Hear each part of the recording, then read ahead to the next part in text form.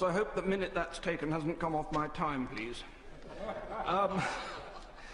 My Lords, I'm going to start, I don't wish you to get too encouraged by that. I'm going to start with my conclusions, but I'm not going to sit down when I've made them, because I'm going then to give you the evidence to support them, and hopefully present to you the reasons why I want support for an official inquiry into the mischief I want to unfold to yourselves this afternoon.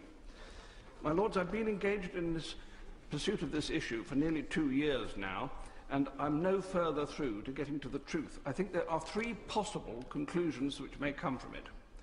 I think there may have been a massive piece of money laundering committed by a major government which ought to know better, and that it has effectively undermined the integrity of a British bank, the Royal Bank of Scotland, in doing so. The second alternative is that a major American department has an agency which has gone rogue on it because it has been wound up and has created a structure out of which they are seeking to get, well, at least 50 billion euros as a payoff. And the third possibility is that this is an extraordinary elaborate fraud which has not been carried out, but which has been prepared in order to provide a threat to one government or more if they don't pay them off. So there are 3 possibilities, and this all needs a very urgent review. My Lords, it starts in April and May of 2009 with the alleged transfer to the United Kingdom, to the HSBC, of a sum of $50 trillion, and 7 days later, ping, in comes another $50 trillion to the HSBC, and then 3 weeks later, another $50 trillion. Total of $5 trillion in each case, sorry. Total of $15 trillion is alleged to have been passed into the hands of HSBC for onward transit to the Royal Bank of Scotland, and we need to look to where this came from and what the history of this money is, and I have been trying to sort out the sequence by which this money has been created and where it's come from for a long time. It starts off apparently as the property of a man called Johannes Rayardi, who has some claims to be considered the richest man in the world.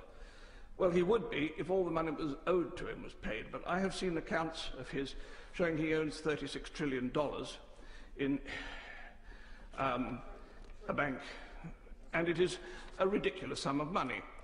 On the other hand, the $36 trillion would be consistent with the dynasty from which he comes and the fact that they had been effectively the emperors of Indochina in times gone by. But a lot of that money has been taken away from him with his consent by the American Treasury over the years for the specific purpose of helping to support the dollar. And he has sent to me a really quite remarkable document which is dated in February 2006, in which the American government have called him to a meeting with the Federal Reserve Bank of New York, which is neither Federal Reserve nor a bank. It's a bit like Celebrity Big Brother. It's got 3 names to describe it, and none of them are true. And this document, which is quite astonishing, purports to have been a meeting which is witnessed by Mr. Alan Greenspan, who signed for the Federal Reserve Bank of New York, of which he was chairman, as well as the real Federal Reserve Bank in Washington. And it is signed by Mr. Timothy Geithner, who as a witness on behalf of the International Monetary Fund, who sent 2 witnesses, the other one being Mr. Yusuke Horiguchi. And these gentlemen have signed as witnesses to the effect that this deal is a proper deal. There are a lot of other signatures on here. This is not a photocopy. This is an original version of the contract, under which the American Treasury have apparently got the Federal Reserve Bank of New York to offer to buy out the bonds which have been issued to Mr. Rayardi to replace the cash which has been taken from him over the previous 10 years. And they're giving him half of $500 million as a cash payment to buy out worthless bonds. Now, this is all in the agreement, and it's very remarkable. I would have thought establishing whether this is a correct piece of paper or not is just 2 phone calls away, one to Mr. Geithner and one to Mr. Greenspan. both of whom still prosper and live, so they could easily confirm whether they signed this. Mr. Rayardi has, by passing these bonds over, also put at the disposal of the US Treasury the entire asset backing which he was alleged to have for the 15 trillion.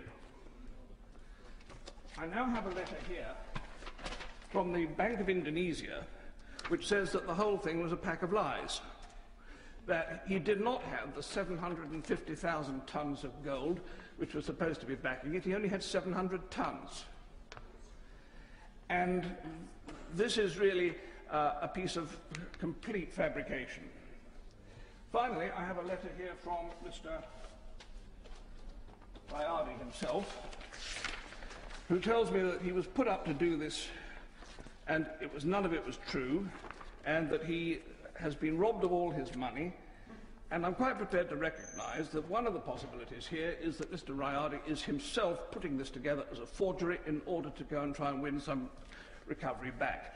But it gets more complicated than that, because each of the 5 trillion payments that came in has been acknowledged and receipted by the senior executives of HSBC, and again receipted by the executives of the Royal Bank of Scotland. And I have a set of the whole of those receipts for all of this money. Why would any bank want to sign £5 trillion worth, $5 trillion worth, 15 trillion in total, of receipts if the money didn't exist? The money was said to have come, first of all, from the Rayardi account to the Federal Reserve Bank of New York, and from the Federal Reserve Bank of New York it was passed to JP Morgan Chase in New York for onward transit to London. The means of sending it was a SWIFT note, which ought to have been registered with the Bank of England if it was genuine. So when this happened and came about, I first of all took it to my noble friend Lord Strathclyde and said, what do we do with this? He said, give it to Lord Sassoon, he's the Treasury. So we did, and Lord Sassoon looked at it and said immediately, this is rubbish, it's far too much money, it would stick out like a sore thumb and you can't see it in the Royal Bank of Scotland accounts.